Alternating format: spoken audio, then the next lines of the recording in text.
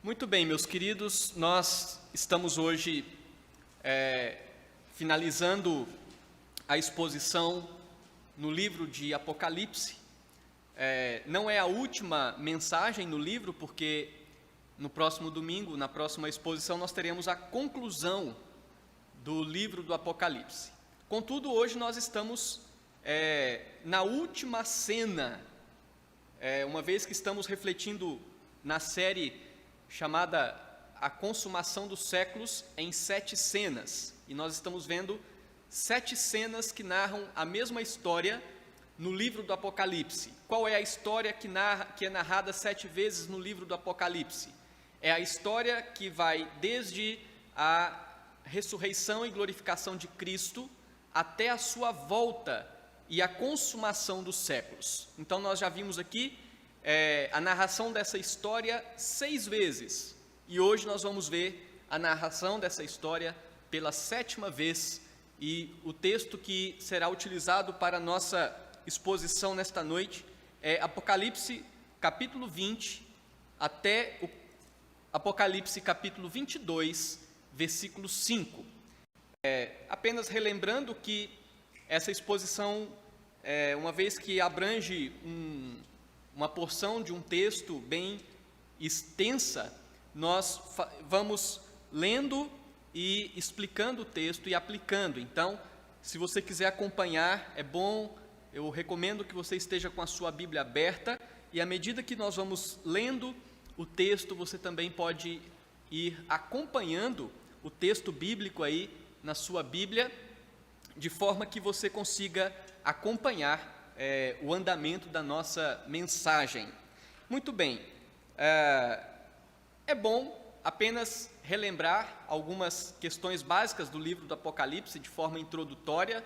Não tem como nós fazermos aqui toda a parte introdutória, até por causa do tempo, mas se você tiver interesse, tem a primeira exposição, que é a introdução, que está aí no nosso YouTube, no Facebook, e você pode então buscar essas informações se tiver interesse. Mas o que nós temos sempre dito de forma introdutória em cada mensagem é que o livro do Apocalipse, ao contrário do que muitas pessoas pensam, não é um livro que trata apenas do futuro. Este livro narra acontecimentos que já aconteceram, acontecimentos que já se deram, que já tiveram a sua realização, como, por exemplo, a descrição de como Satanás persegue a igreja no Antigo Testamento a fim de impedir o nascimento de Cristo. O livro do Apocalipse narra questões relacionadas às igrejas da Ásia, a perseguição que elas sofriam, narra a ressurreição e a glorificação de Cristo e assim por diante. É um livro que narra coisas que ainda irão acontecer. Então, o livro narra a volta de Cristo, o juízo final e a consumação dos séculos. Nós vimos que o livro ele é dividido em 7 partes, como nós já falamos. Cada parte narra essa história e ela se repete 7 vezes no livro do Apocalipse.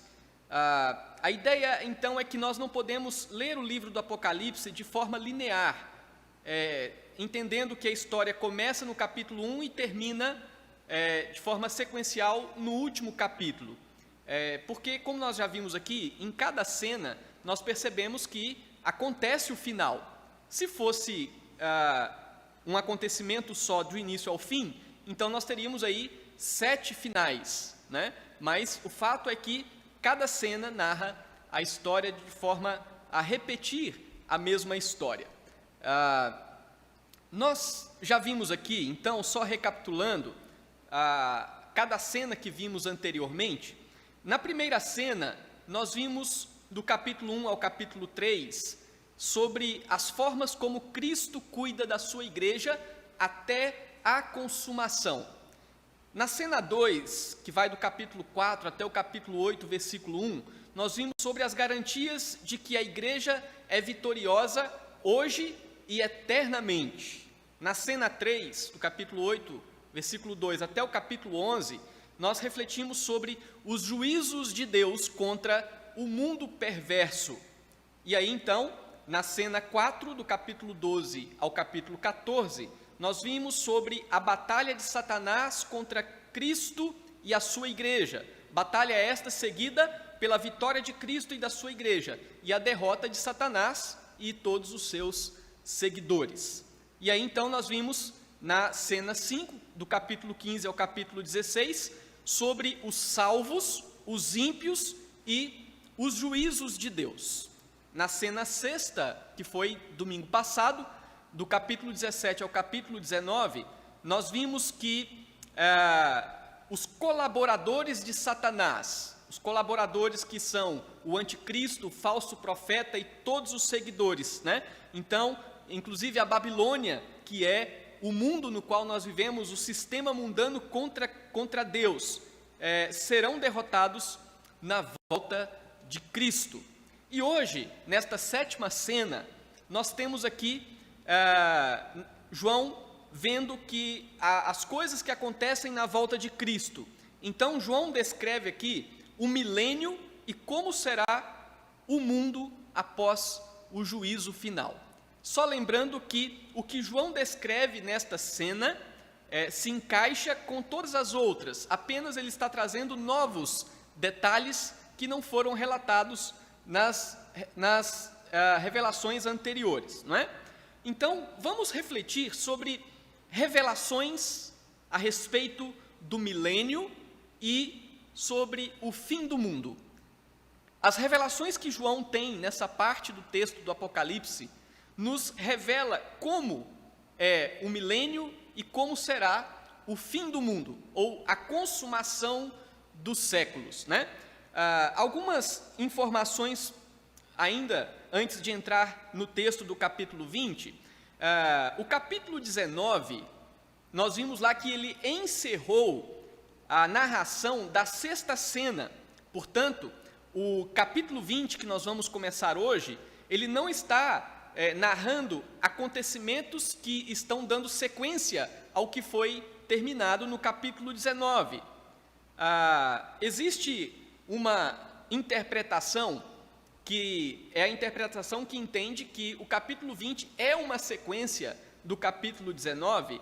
Então, tendo esta interpretação, que o capítulo 20 seja uma sequência do capítulo 19, surgem aí pelo menos duas correntes de interpretação, que é a corrente chamada pré-milenista dispensacionalista e a corrente de interpretação pré-milenista histórico.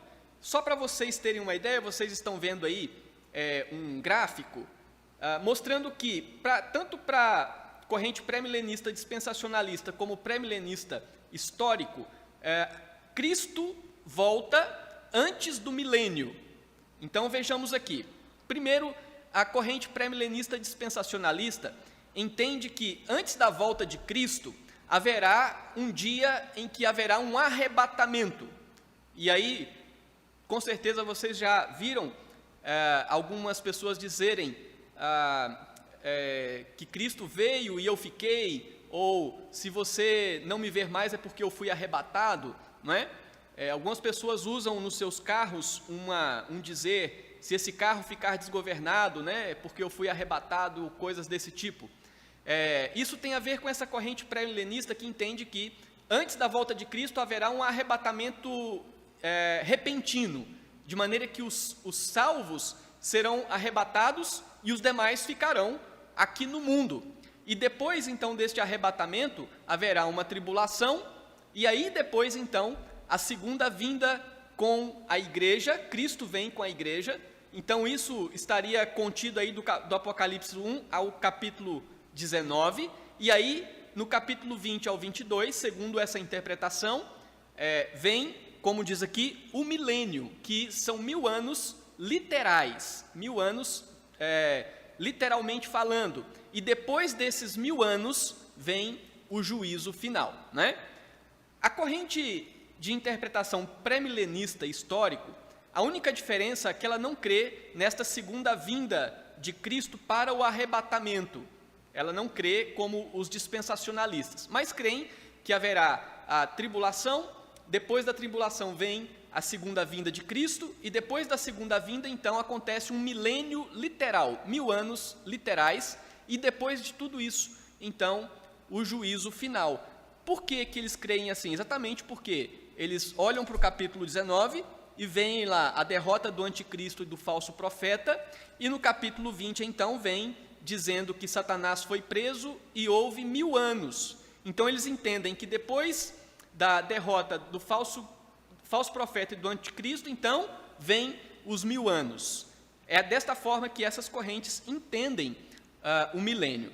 Agora, como que nós cremos e como que nós interpretamos? Na sequência do gráfico, tem a corrente que nós adotamos, que se chama amilenismo, né? Então, o amilenismo entende o livro do Apocalipse como nós temos exposto aqui, que todos os eventos, desde a ressurreição e ascensão de Cristo até a sua volta, estão narrados do capítulo 1 ao capítulo 22 do Apocalipse, e esses acontecimentos são narrados 7 vezes, de maneira que terminou no capítulo 19, a 6ª vez que ele é narrado, e no capítulo 20 ele é narrado mais uma vez, não é uma sequência do capítulo 19. E o que acontece então neste período? Acontece o milênio, conforme a nossa interpretação. Depois do milênio vem um período curto de tribulação, e a igreja passa esse período de tribulação. Depois, então, vem a segunda vinda de Cristo e, por fim, o juízo final, ok? Então, o capítulo 20, como nós já falamos aqui, inicia a 7ª cena, recontando a história com acréscimos de novas informações. Esta cena tem início no contexto da ressurreição e glorificação de Cristo, quando ele é entronizado no céu e reina soberanamente sobre todas as coisas. Vamos para o texto, então, no capítulo 20, versículo 1 ao 3, que diz assim, lembrando, João está recontando a história. Então, vi descer do céu um anjo, tinha na mão a chave do abismo e uma grande corrente. Ele segurou o dragão, a antiga serpente, que é o diabo, Satanás, e o prendeu por 1000 anos, aqui de onde vem a ideia milênio. Lançou-o no abismo, fechou-o e pôs o selo sobre ele, para que não mais enganasse as nações, até que se completarem os 1000 anos. Depois disto, é necessário que ele seja solto pouco tempo. Então, a cena que nós temos aqui é figurada. A chave e a corrente representam a limitação que Deus impõe a Satanás. Satanás é impedido de enganar as nações. Esta é a limitação que Deus coloca sobre Satanás. Ele é impedido de enganar as nações. Então, nesse período em que Satanás está preso, impedido de enganar as nações, ele não tem autoridade para impedir a propagação do Evangelho. Nesse período, o Evangelho alcançará todos os eleitos de Deus. Em que período? Esse período que é chamado de 1000 anos. Os 1000 anos é o período de tempo que nós entendemos, um período não literal, né? Como no todo o livro do Apocalipse, nós temos visto a sua interpretação figurada. Os 1000 anos aqui representam um período de tempo não literal, que vai então desde a ascensão de Cristo, como nós vimos lá no início do livro do Apocalipse, o Cristo glorificado lá diante do trono do Pai. Então, ali inicia os 1000 anos, e esses 1000 anos vai até a volta de Cristo. Então, no final deste período, como diz o texto, Satanás será solto, ou seja, será retirado de sobre Satanás a limitação que foi imposta para que ele não enganasse as nações. Então, será o curto período de tempo da tribulação, antes da volta de Cristo.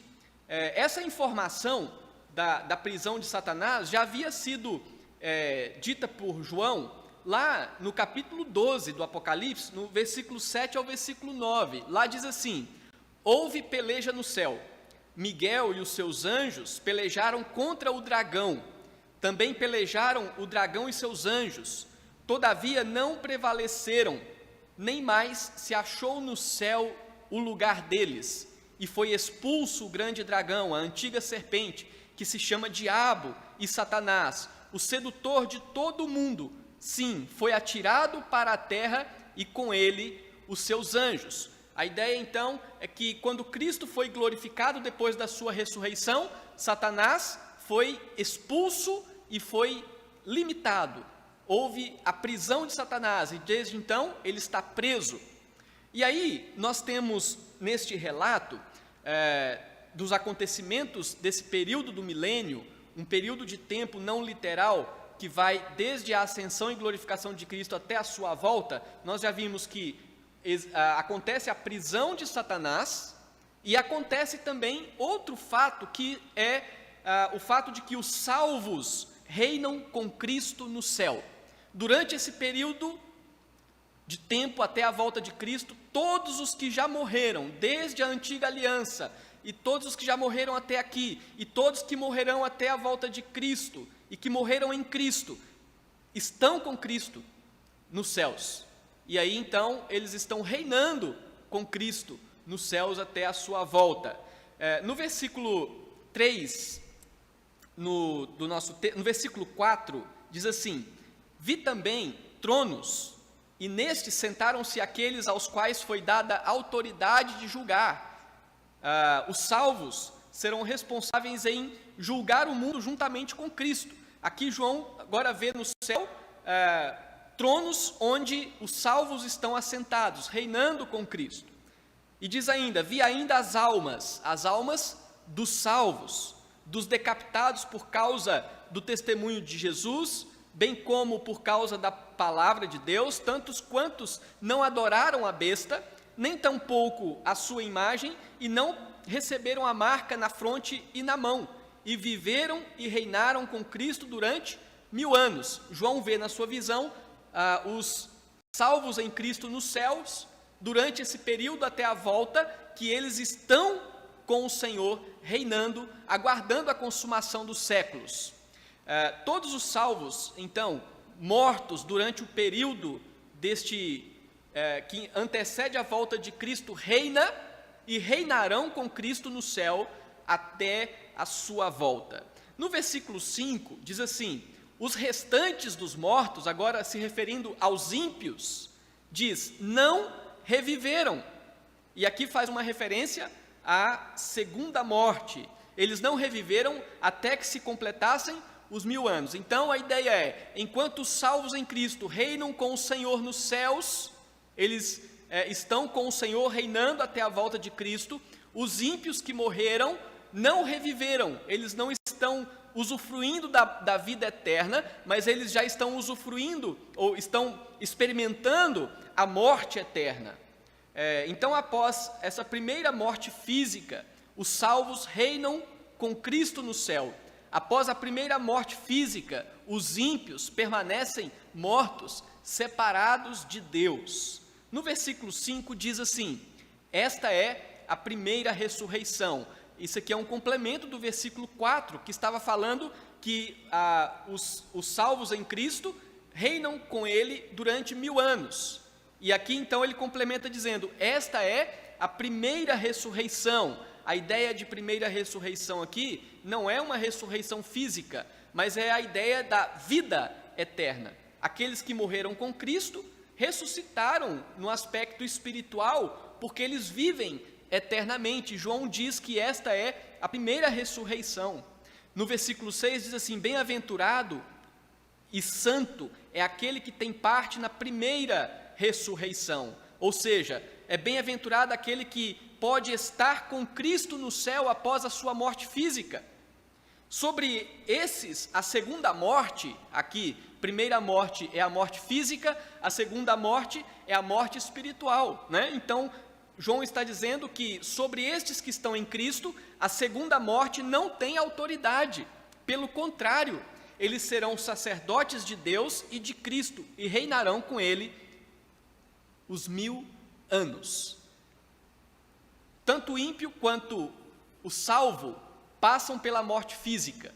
Agora, a segunda morte não tem autoridade sobre os salvos em Cristo, mas ela tem autoridade sobre o ímpio, porque o ímpio morre fisicamente e morre espiritualmente, morre eternamente. A primeira ressurreição, segundo João, é a vida eterna dos santos, aqueles que estão reinando com Cristo neste momento, até a sua volta.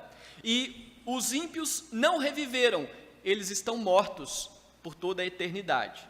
A segunda ressurreição, embora não esteja aí no texto, mas para nós termos uma ideia, é a ideia de que quando Cristo voltar, então os santos ressuscitarão para a vida eterna, ressurreição física, e os ímpios ressuscitarão para a morte eterna, a morte física, né?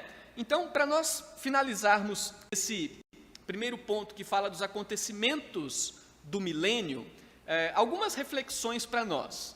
Primeiro, se Satanás está preso para não enganar as nações, o que eu, você e a Igreja de Cristo em geral, o que nós devemos fazer?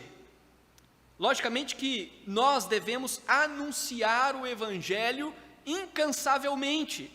A nossa vida aqui no mundo deve ter como principal alvo viver para Deus e anunciar o seu Evangelho.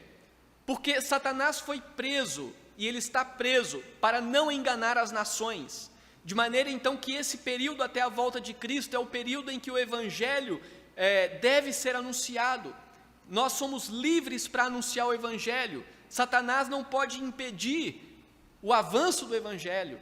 Então, o que nós, como igreja, devemos fazer nesse mundo? Anunciar o Evangelho. Uma segunda questão, e se nós formos perseguidos? E se nós formos mortos por causa do Evangelho? E se vivermos uma vida em desvantagens no mundo por causa do Evangelho? Se tudo isso acontecer, nós sabemos que nós estaremos imediatamente no céu, porque todo aquele que crê em Cristo e morre neste mundo antes da volta de Cristo, ele estará com Cristo reinando, com todos aqueles que já partiram para a eternidade e reinarão até a volta de Cristo. Terceira questão que nós podemos pensar é que todas as pessoas que creram em Cristo e já morreram, estão neste momento no céu, reinando com Cristo até a sua volta. E para lá, e é para lá que vão todos os que morreram antes da sua volta. Portanto, nós temos essa esperança, ainda que a nossa vida seja atingida por qualquer coisa, até mesmo se viermos ser mortos por causa do Evangelho, nós temos a plena convicção de que o nosso destino é a presença do Senhor nos céus, onde nos juntaremos com todos os que lá estão, aguardando a consumação dos séculos. E uma última questão que eu quero colocar nesse aspecto é que existem algumas seitas que afirmam que quando a pessoa morre antes da volta de Cristo, essa pessoa passa um sono da alma, ela fica com a sua alma dormindo, inativa. Certamente esta é uma grande heresia, porque na revelação de João, ele traz o ensinamento, Deus revela para João que enquanto as coisas estão acontecendo aqui no mundo, todos os que já morreram e foram lavados pelo sangue de Cristo, já estão com Cristo, reinando com Ele, aguardando o dia da consumação dos séculos. Muito bem, então agora nós podemos entrar numa segunda parte, na qual nós vamos pensar sobre os acontecimentos do fim do mundo. O que é o fim do mundo? O fim do mundo é o dia da consumação dos séculos. É o dia, então, que Deus terá cumprido todo o seu propósito aqui neste mundo. É o dia, então, que a grande Babilônia vai cair. É o dia que o falso profeta será lançado no lago de fogo, juntamente com o anticristo e juntamente com Satanás. Agora João está revelando como que Satanás será derrotado. Embora esteja numa cena diferente, mas ele será lançado no lago de fogo juntamente com o anticristo, juntamente com o falso profeta, como nós vimos na cena anterior. Então nós temos aqui alguns acontecimentos do fim do mundo, ou da consumação dos séculos. O primeiro acontecimento que nós temos aqui é que Satanás, que está preso, será solto por um breve período de tempo e será derrotado. Se você olhar no versículo 7 e versículo 8 do capítulo 20, diz assim: quando, porém, se completarem os 1000 anos, ou seja, quando se completarem esse período de 1000 anos figurado, que é o período entre a ascensão e a volta de Cristo, Satanás será solto de sua prisão e sairá a seduzir as nações que há nos 4 cantos da terra. Lembra que ele está preso para não enganar as nações. E quando ele for solto, ele será solto para enganar as nações. Será tirado de sobre ele a limitação que foi colocada, né? Então, nesse período curto de tribulação, ele agirá sem a limitação para impedi-las de impedir as pessoas de crer no Evangelho. Ele não terá mais limitação para induzir as pessoas a agirem contra Cristo, de forma que, na sequência do texto, diz assim, que ele sairá a seduzir as nações, Gog e Magog. Essas duas palavras que tratam de, certamente, um local, são aí para nós nomes simbólicos. Estes nomes são usados também lá em Ezequiel 38 e 39, e lá para descrever um grande exército que se levanta contra o povo de Deus, né? Então aqui João usa a mesma ideia lá de Ezequiel, e o objetivo aqui é descrever um grande exército que se levanta contra o povo de Deus. Então Gog e Magog, a fim de reuni-las para a peleja. O número dessas é como a areia do mar, ou seja, é grande o número daqueles que rejeitam a Cristo, é grande o número daqueles que se levantam contra Cristo, que são induzidos por Satanás e que se colocam contra a igreja e que se colocam contra os valores do reino de Deus. Então, só para nós relembrarmos, essa peleja que é citada aqui como Gog e Magog, ela é também citada em Apocalipse 19, versículo 19, que diz assim: e vi a besta e os reis da terra, com seus exércitos, congregados para pelejarem contra aquele que estava montado no cavalo e contra o seu exército. Então, essa peleja é citada em outro lugar, como Apocalipse 19, 19.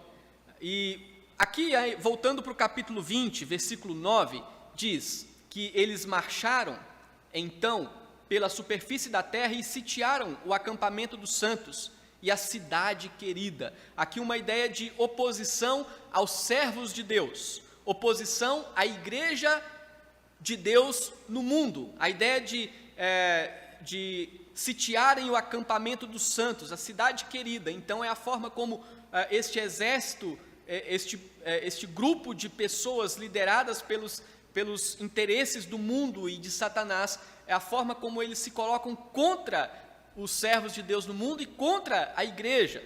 E aí o texto diz assim, no final do versículo 9: desceu, porém, fogo do céu e os consumiu. É interessante porque muitas pessoas visualizam neste dia, no último dia, na consumação dos séculos, aquela batalha épica entre o exército de Deus e o exército de Satanás, e como se fosse uma batalha em que haverá muito derramamento de sangue dos dois lados, e uma batalha em que ao mesmo tempo um lado está vencendo, o outro está perdendo, e você fica sem saber quem vai ser o vencedor. Mas esta não é a ideia. Na verdade, João narra o exército de Satanás como já derrotado, e ele narra essa ideia nesta visão de que este exército se coloca contra a igreja e simplesmente vem um raio do céu e consome todo o exército de Satanás, de maneira que a vitória de Deus sobre todos os opositores não necessitará de uma batalha em que Deus tenha que se esforçar. Muito pelo contrário, chegou o tempo, chegou a hora, simplesmente, na linguagem de João, desceu, porém, fogo do céu e os consumiu.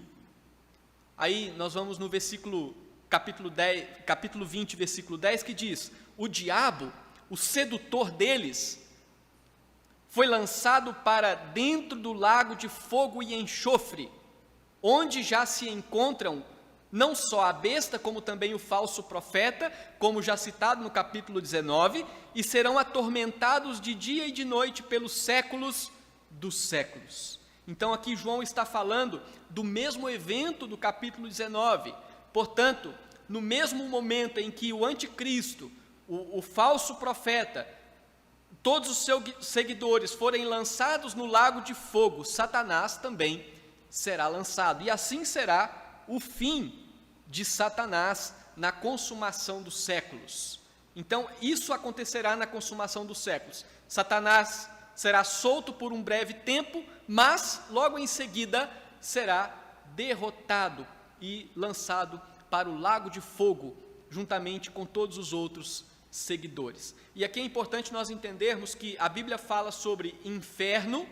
O inferno é o local onde as almas dos ímpios estão neste momento aguardando a consumação dos séculos. Na consumação dos séculos, então, diz o texto que tanto a morte quanto o inferno serão lançados no lago de fogo. O lago de fogo é o destino final de todos aqueles que se levantaram contra Deus no decorrer da história, juntamente com Satanás, o anticristo, o falso profeta e todos que se levantaram contra o Senhor. Muito bem, aí então nós temos vemos que existe um outro acontecimento narrado no fim do mundo, que é a execução do juízo final. Deus executa o juízo final na consumação dos séculos. E a execução desse juízo final se dá no momento da segunda volta de Cristo.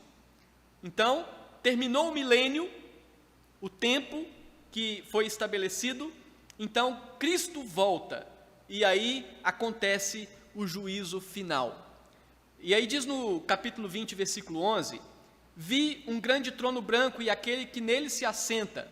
Aqui a ideia de Deus como juiz em seu trono santo, de cuja presença fugiram a terra e o céu, e não se achou lugar para eles. Então, nesse dia, a terra será transtornada, passando por um processo de restauração.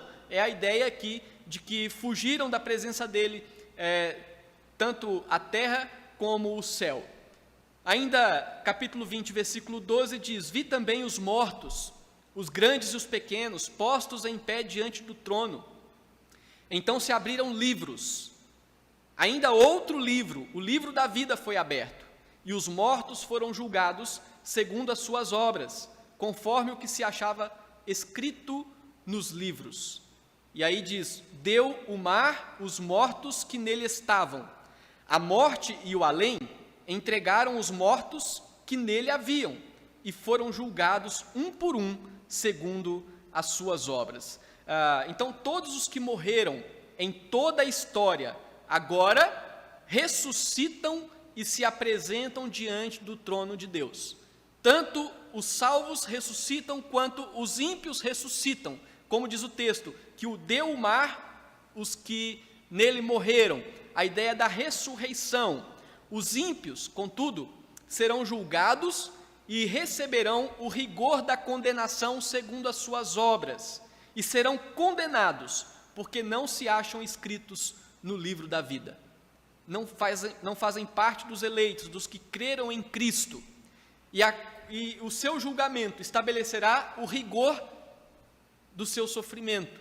Na eternidade haverá rigor diferente, tanto no caso dos ímpios, que foram praticar mais impiedade, o seu rigor será maior do que outros. A ideia haverá menor nível de sofrimento e maior nível de sofrimento, e isso será estabelecido pelo julgamento das obras, como diz o texto.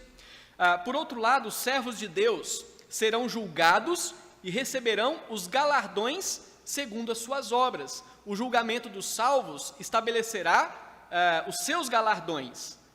Só para entendermos, o julgamento dos ímpios estabelecerá o nível de sofrimento na eternidade. O julgamento dos salvos, segundo as suas obras, estabelecerá os níveis de galardões que eles receberão. Agora, a salvação ou a condenação não depende das obras. A condenação dos ímpios é porque o seu nome não se achava no livro da vida.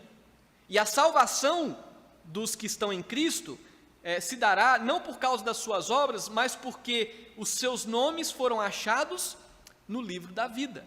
E aqui nós entendemos a graça de Deus.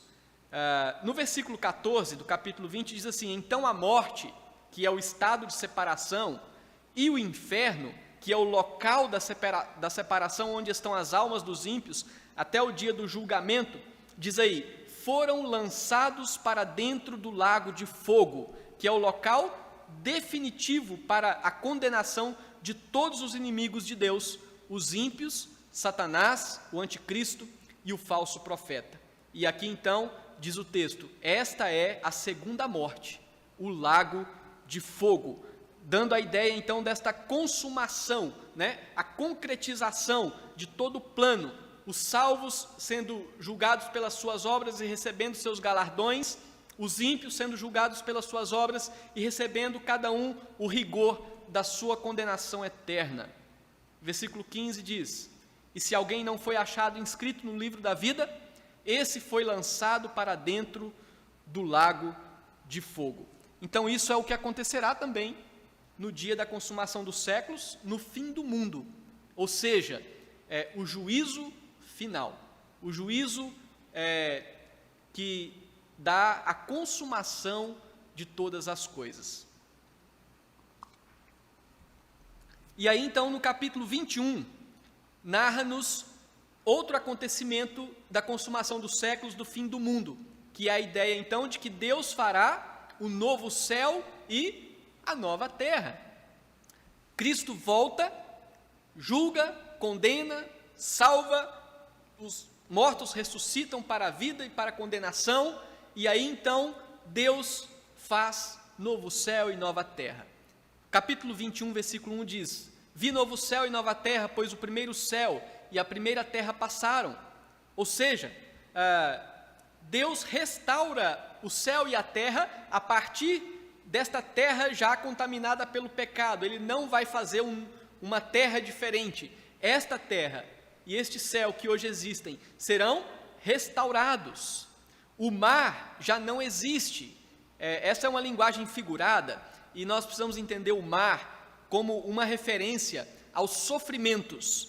Por exemplo, o povo quando saiu do Egito passou pelo mar. O mar ali representou sofrimento. O mar representou para o povo de Israel saindo do Egito um momento de grande sofrimento e tribulação. E a ideia do mar agitado, o mar cheio de ondas, que produz tormenta, sofrimento. Então, quando aqui diz que o mar já não existe, o conceito é exatamente esse. No novo céu e na nova terra, o sofrimento já não mais existe. O sofrimento já não faz parte mais desta nova criação de Deus. Versículo 2 do capítulo 21 diz, vi também a cidade santa, a nova Jerusalém que descia do céu, da parte de Deus, ataviada como noiva, adornada para o seu esposo. Então, sai de cena a grande Babilônia, o sistema contra Deus, e entra em cena a eterna cidade de Deus. Sai de cena a cidade que é contra Deus, e agora entra em cena a cidade onde Deus reina, onde Deus governa, onde os seus servos vivem por toda a eternidade. Versículo 3, então ouvi grande voz, vinda do trono, dizendo, eis o tabernáculo de Deus com os homens, Deus habitará com eles, eles serão povos de Deus, e Deus mesmo estará com eles. Então, nesta cidade, a presença de Deus será contínua com o seu povo, e só haverá o povo de Deus nesta cidade, não haverá outros, até porque nós já vimos que os ímpios e todos os seguidores de Satanás terão sido lançados no lago de fogo. Agora, na cidade, na Nova Jerusalém, habitará com Deus aqueles que foram salvos pela graça. E aí então, capítulo 21, versículo 4 diz, e lhes enxugará dos olhos toda lágrima, e a morte já não existirá, porque a morte, como nós vimos, foi lançada no lago de fogo, e já não haverá luto, nem pranto, nem dor, porque as primeiras coisas passaram. Versículo 5, e aquele que está assentado no trono disse, eis que faço novas todas as coisas, e acrescentou, escreve porque essas palavras são fiéis e verdadeiras. Então, testificando que essas palavras são confiáveis, porque elas vêm do próprio Cristo. Cristo é narrado na cena anterior como o fiel e verdadeiro, e estas palavras são fiéis e verdadeiras. No versículo 6 diz, disse-me ainda, tudo está feito, está consumado, tudo já acabou, venceu o tempo do mundo, agora são feitos novos céus e nova terra. E diz assim, eu sou o alfa e o ômega, o princípio e o fim. Eu, a quem tem sede, ou seja, os necessitados, darei de graça da fonte da água da vida, ou seja, Ele dará de graça a vida eterna. Versículo 7, o vencedor, aquele que está em Cristo, herdará estas coisas, e eu lhe serei Deus, e ele me será filho. E aí então nós temos, para os incrédulos, será diferente de tudo isso que está narrado aqui, nestes versículos, que falam do novo céu e da nova terra, onde habita Deus com o seu povo, mas para os incrédulos será totalmente diferente, como diz aí o versículo 8. Quanto, porém, aos covardes, aos incrédulos, aos abomináveis, aos assassinos, aos impuros, aos feiticeiros, aos idólatras e a todos os mentirosos, a parte que lhes cabe será no lago que arde com fogo e enxofre, a saber, a segunda morte. Então, uma situação totalmente diferente para aqueles que não creram em Cristo, em relação àqueles que tiveram sua vida em Cristo e viveram para Cristo. Na sequência do texto, nós temos aqui um outro fato que complementa a ideia do novo céu e da nova terra, que é uma descrição da Nova Jerusalém, a Nova Jerusalém que será a única cidade, né? Como nós vimos, saiu de cena a grande Babilônia, e agora a Nova Jerusalém será a única cidade no novo céu e na nova terra. Então nós vemos isso aí a partir do capítulo 21, versículo 9, nós vamos ver que já não existirá mais a grande Babilônia. No novo céu e na nova terra, os únicos habitantes serão os remidos pelo sangue de Cristo, os salvos. Esta cidade é uma cidade eterna. Veja aí no versículo 9, então veio um dos 7 anjos que tem as 7 taças, cheias dos últimos 7 flagelos, e falou comigo dizendo, vem, mostrar-te-ei a noiva, a esposa do Cordeiro. Aqui é importante a gente lembrar que na cena anterior, o mesmo anjo chama João e lhe mostra a mulher que representava a Babilônia, lá no deserto, montada naquela besta que representa Satanás, né? E a cena é muito parecida, mas agora este mesmo anjo chama João e o leva a um lugar onde ele vê a Nova Jerusalém, onde ele vê agora a esposa do Cordeiro, não a mulher que representa o mundo e a pecaminosidade do mundo, mas ali ele mostra a mulher que representa a esposa do Cordeiro, ou seja, ele mostra a cidade, ele mostra a igreja que, conforme no versículo 9 nós já vimos, e no versículo 10 diz assim, e me transportou em espírito até uma grande e elevada montanha, e me mostrou a santa cidade de Jerusalém, que descia do céu da parte de Deus. E a descrição desta cidade, ela é feita em uma linguagem figurada, para expressar as suas características. É muito enfático o uso, por exemplo, do número 12. Esse número, o número 12, é usado para referir-se ao que é perfeito, sempre utilizado em referência à igreja e em referência a Deus. Então, no livro do Apocalipse, o número 12 nunca é usado para referir-se a qualquer coisa que não seja santificada, mas é usada sempre a Deus, a igreja e as coisas de Deus. E aqui, então, esse número 12 repete muitas vezes, mostrando assim a perfeição de tudo o que acontece e está relacionado a esta nova Jerusalém. Vejamos aí no capítulo 21, versículo 11, e nós vamos ver então uma primeira característica desta nova Jerusalém. Ela é uma cidade cheia de glória. Versículo 11 diz: a qual tem a glória de Deus, o seu fulgor era semelhante a uma pedra preciosíssima, como pedra de jaspe cristalina. Nós vamos ver aqui a referência a ouro, as pedras e assim por diante, lembrando que é uma linguagem figurada. Nós não sabemos necessariamente se assim será essa nova Jerusalém, mas a intenção, uma vez que João teve uma visão esplêndida, ele descreve da forma que para ele ficasse mais claro a descrição da beleza e das características desta cidade. Contudo, não é possível dizermos que a linguagem aqui represente literalmente como será, mas de forma figurada. Primeiro, João vê uma cidade cheia de glória, representada aí por esta pedra preciosíssima, como pedra de jaspe cristalina. E aí, no versículo 12, nós vemos que ele apresenta uma outra característica, mostrando que esta será uma cidade segura. Diz assim: tinha grande e alta muralha, e aí 12 portas, e junto às portas 12 anjos, e sobre elas nomes inscritos, que são os nomes das 12 tribos dos filhos de Israel. 3 portas se achavam a leste, 3 ao norte, 3 ao sul e 3 a oeste. A muralha da cidade tinha 12 fundamentos, e estavam sobre estes os 12 nomes dos 12 apóstolos do Cordeiro, conforme aí o versículo 14.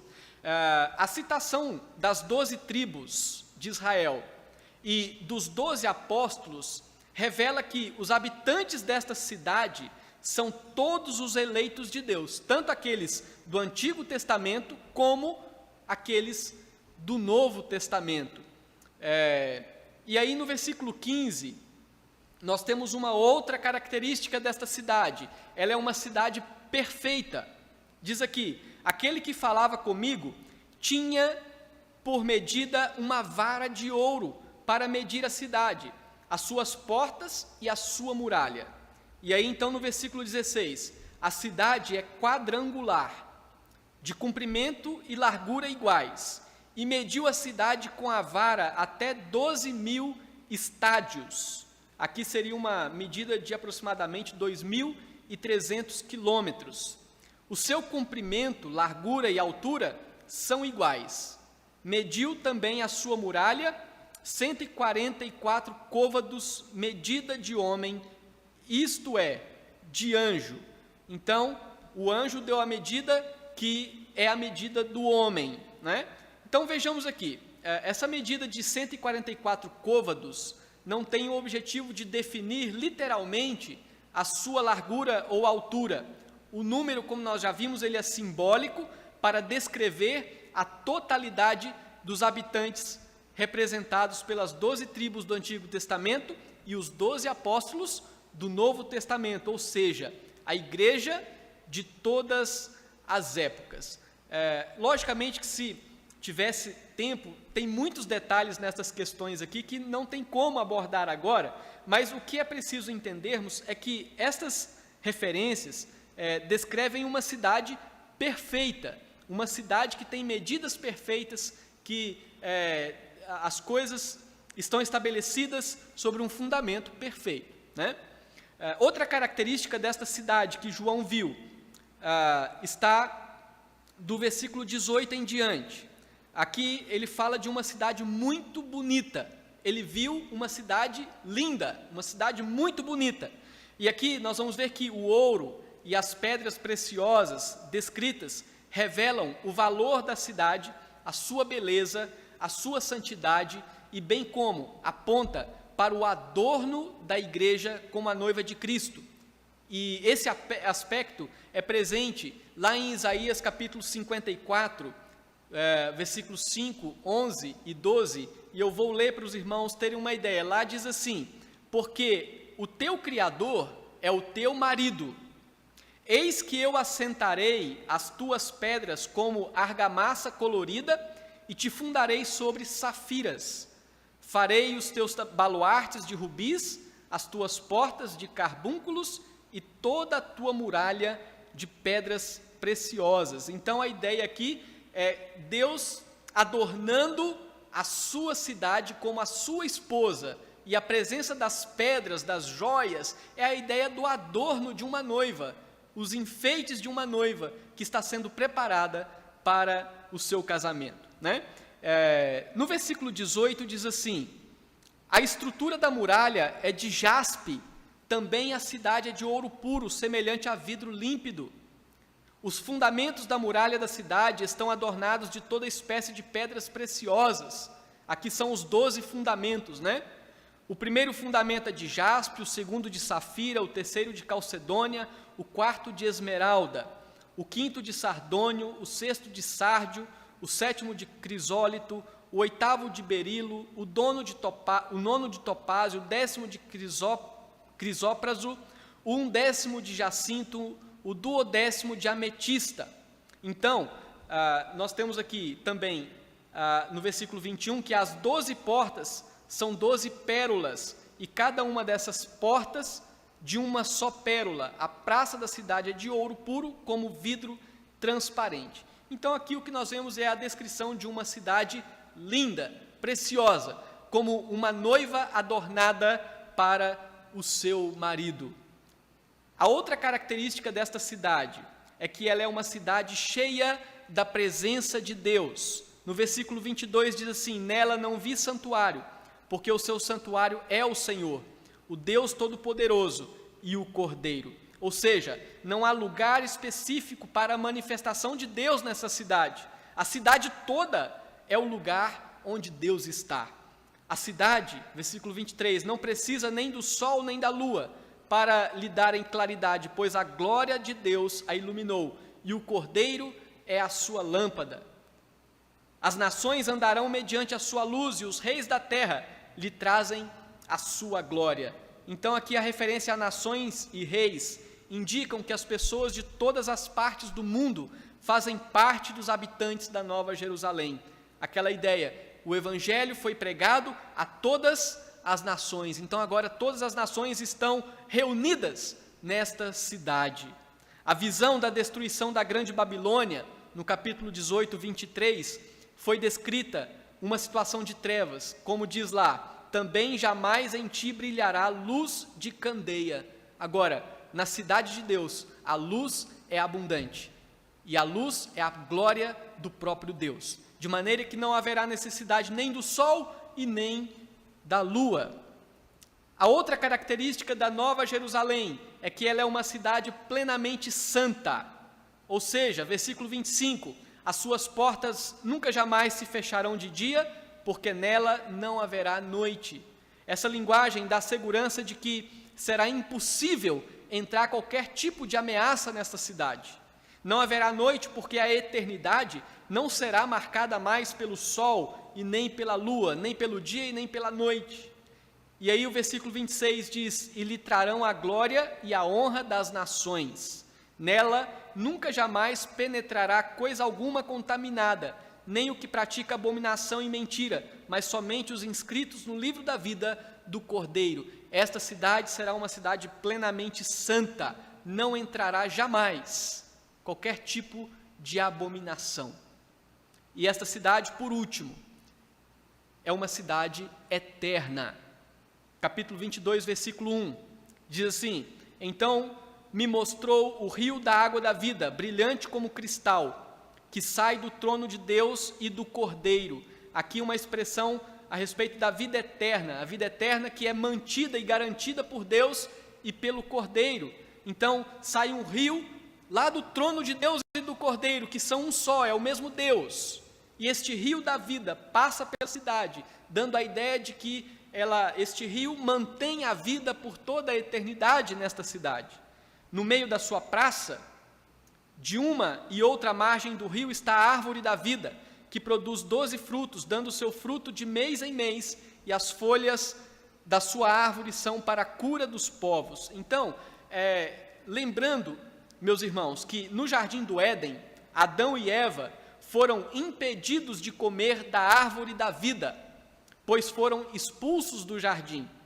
No jardim restaurado, ou seja, no novo céu e na nova terra, na nova Jerusalém, todos terão livre acesso à árvore da vida, que representa aqui a manutenção da preservação da vida por toda a eternidade. Então, a figura do rio da vida e da árvore da vida são indicações de que nesta cidade haverá uma eternidade, não haverá mais fim, a cidade é eterna. Diz o texto que as folhas são para a cura. Logicamente não haverá doença, portanto, essas folhas representam a cura que já foi realizada, que já foi estabelecida para aqueles que estavam enfermos por causa dos seus pecados. E o que complementa isso está na sequência aí do versículo 3, que diz: nunca mais haverá qualquer maldição, ou seja, total ausência do pecado e total ausência das consequências do pecado. Nela estará o trono de Deus e do Cordeiro, os seus servos os servirão. A ideia de que os salvos que estarão com o Senhor na eternidade serão úteis a Deus por toda a eternidade, quando diz que os seus servos os servirão e contemplarão a tua face. Era impossível, ou melhor, era possível no jardim do Éden, antes do pecado, contemplar a face de Deus, e tornou-se impossível depois do pecado, e novamente será possível na eternidade. E aí diz assim: e na sua fronte está o nome dele. Os habitantes da Nova Jerusalém são propriedade de Deus. A ideia do nome de Deus marcado na sua fronte, dizendo: estes são propriedades de Deus. E no capítulo 22, versículo 5 diz: então já não haverá noite, nem precisam eles de luz de candeia, nem da luz do sol, porque o Senhor Deus brilhará sobre eles e reinarão pelos séculos dos séculos. Então, o Senhor será a sua glória, a glória da cidade, a glória dos seus habitantes. Ele será a claridade destes que viverão pelos séculos dos séculos. Esta é uma cidade eterna. Na eternidade, não haverá a contagem do tempo como nós temos. O tempo não será marcado pelo dia e pela noite. Haverá um eterno dia iluminado pela glória de Deus. Haverá um eterno dia iluminado pela glória de Deus. E aí eu quero pensar em 3 aplicações rápidas sobre o que nós vimos aqui a respeito destes acontecimentos do fim do mundo ou da consumação dos séculos. Primeiro, quando Satanás for solto, será um curto período de tempo, e os servos de Cristo não precisam ter medo, embora precisem se preparar para um período ainda mais difícil. Aqueles que estiverem aqui no mundo, quando Satanás for solto, nesse período de tribulação, se estão em Cristo, não precisam temer, apenas mantenham-se firmes. Como diz a palavra do Senhor, ser fiel até a morte, dar-te-ei a coroa da vida. Será um tempo de tribulação, mas Deus preservará os seus, certamente. Segundo, por mais difícil que seja o que ainda venha, ou que ainda venha ficar, o mundo para o cristão, o consolo é saber que João já viu o final. Por mais difícil que as coisas venham ficar, às vezes a gente fica olhando o mundo e percebe que parece que as coisas estão ficando difíceis. Mas para nós o consolo é saber que João já viu qual é o final. E nós vimos aqui qual é o final. De maneira então que o final será este: Satanás e todos os ímpios recebendo a condenação eterna de Deus. Por mais desafiadora que seja a vida cristã no mundo, até que Cristo volte, o consolo é saber que João já viu que os salvos em Cristo habitarão para sempre na cidade eterna, onde todo pecado e onde todas as consequências do pecado não terão mais lugar. Certamente este é um grande consolo para todos aqueles que estão em Cristo Jesus. Então, meus queridos irmãos, só para nós finalizarmos, nós vimos aqui nesta exposição da sétima cena as revelações sobre o milênio e sobre o fim do mundo, a consumação dos séculos. Nós vimos aqui os acontecimentos do milênio, as coisas que estão acontecendo e que acontecerão até a volta de Cristo, e nós vimos os acontecimentos do fim do mundo, da consumação dos séculos, que é marcada pela volta de Cristo, a condenação dos ímpios e de Satanás e dos seus emissários, e a salvação eterna de todos os que creram no Senhor. Que estas palavras consolem o meu coração, que estas palavras consolem o seu coração, mas que estas palavras incomodem o seu coração, se você tem vivido no mundo longe de Deus. Eu espero que você seja profundamente incomodado com estas palavras, se você tem vivido longe de Deus, porque estas palavras mostram as realidades, tanto para os que estão em Cristo, como também para os que não estão em Cristo Jesus. Que o Senhor nos abençoe e que a nossa vida seja guiada, dirigida e sustentada por este Deus. Amém.